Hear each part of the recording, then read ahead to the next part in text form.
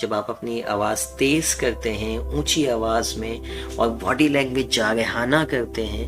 تو پھر کیا ہوتا ہے کہ بچہ فریز ہو جاتا ہے، اس کے پانچوں حواس 5 سینسز فریز ہو جاتے ہیں،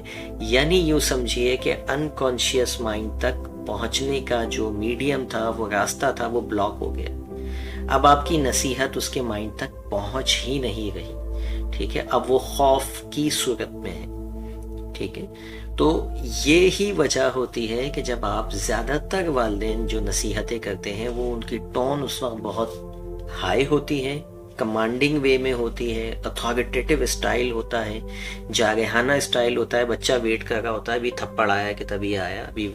اسی چکر میں لگا رہتا ہے کہ ابھی ہاتھ نہ آ جائے، ابھی منہ لال نہ ہو جائے، اور اس وقت وہ سمجھا رہی ہوتی ہے ماں یا باپ، تو کہاں سے اس کے ذہن میں جائے گا؟ وہ تو بیچارہ ویٹ کر رہا ہے کہ ابھی کب آئے گا گھومتا ہوا ہے۔